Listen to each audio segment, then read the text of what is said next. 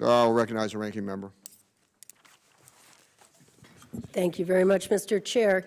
I want to get at the heart of the matter, and I appreciate, Mr. Lilly, when you said what we're looking at is to try to get the greatest benefit for the care of veterans. We've got an issue here where the federal government, through the VA, has been bequeathed this property, and you in particular have said that you didn't want that property to be sold.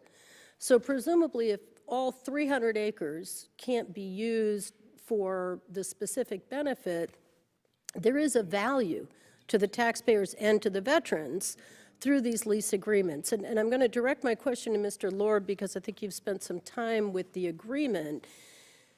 Can we get at the heart of the question of what is happening? If an audit goes forward, we get on top of these agreements, presumably there are rent payments that are proceeds that are being paid into the VA.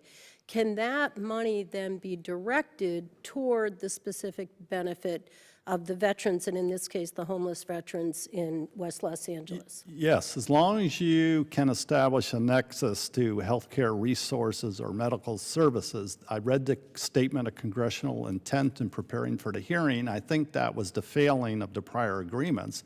They were collecting revenues, but there was no direct relationship to the provision of healthcare services to veterans. So I would argue you can still maintain the agreements if you do it properly and you can leverage existing resources, but that's And do you have a sense? I understand that it was hard to get on top of all these agreements, and I commend the work that you've done and urge the VA in going forward with your audit, changing your administrative processes, getting on top of your billing and collection. Mr. Lord or Ms. Murphy, do you have a sense of the scope of these resources that we're talking about, either on an annual or a monthly basis, if all the rents were collected and were directed to the benefit of veterans in West Los Angeles? Well, rough order of magnitude, when I asked a basic question, how many agreements are we talking about? It was roughly about 400. And that includes all types of agreements, not just sharing agreements. And it was over about $25 million, but there's some agreements, they waived a revenue provision, so potentially it's much more significant, but you need reliable data to really answer that question. That's why I want to be real cautious about providing even rough order of magnitude estimates. Sure, and it's fair to say then that this settlement agreement with the promise of an audit going forward is a positive step, right? We're getting to the heart of the matter here. I would argue it is positive. Of course, it's going to depend on how it's executed in practice, not to use the old cliche, the devil's in the details, but it includes an exit strategy, as Chairman Kaufman elaborated on. Also, by this Friday, if you read it closely, VA's to submit a strategy for homeless veterans and an action plan. So we don't have to wait till October to see what's going to happen. By this Friday, they have to submit this new action plan and related strategy. And Ms. Murphy or Dr. McDougall, can you give us some insight? I realize it's not, every T has not been crossed and I dotted, but can you give us some insight into the action plan and what the steps are? Could you foresee, Dr. McDougall, where we're headed with this and how we can start to address the crux of the matter here that Mr. Lilly has pointed out? We've got a homeless veterans problem. We have assets that aren't being capitalized, and can we move forward on that? Thank you. I would, like to tell the committee that I'm as appalled by what the GAO uncovered as the committee is and Mr. Lilly is. As part of the transition briefing that I was given to assume this job on January 1st, I was not happy with what I heard. And so I personally called the criminal OIG to make sure that they had all the information that I have so that we are all acting in concert. My office has taken over, the VISN office has taken over land use from the facility, so it's now managed by my capital assets manager. Both she and my fiscal officer have been up there in the past couple weeks to make sure that the billing and practices and the SOP are in place. We have an audit will be done by my financial management staff in April, again to assure that the billing and collection and segregation of duties piece is intact.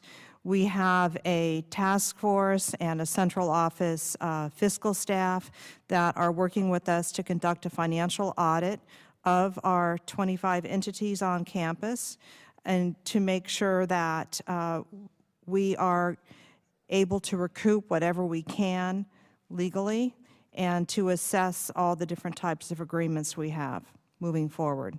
So And then for- the future use will be governed by the master plan. So for the record, I'd like to make a request that this committee, the members of this committee, receive a copy of that audit in April 2015 when that becomes available. And if I could, I'd like to ask the chair if we could have a follow-up hearing next fall, at least September or October, in the timeframe when this master plan can be presented, and so that we can be assured that the assets, as your capital assets manager, and I think that's a good step. Apparently, it was not in good hands, and I think we'll have to leave to the DOJ and the IG the steps that need to be taken there. But certainly going forward, we'd like to stay in close contact with you about this, and then work with Mr. Lilly and others in the community to make sure that the revenues that are generated in an appropriate way be directed toward this plan to end homelessness in West Los Angeles. I just have a few seconds left, Mr. Lilly, but is there anything else that we could do to reassure you that we will be on top of this going forward? As long as we can be included on that audit copy, we'd appreciate that as well. We want to follow up. We're here to help. We want to make sure that those veterans are taken care of. Well, we're here to help you keep their feet to the fire. So thank you very much, Mr. Chair. And I want to thank the oversight of the American Legion on this critical issue. And Ranking Member Kuster, I think you got a great idea, and we will do a follow-on hearing to make sure that this is all implemented that we're talking about today.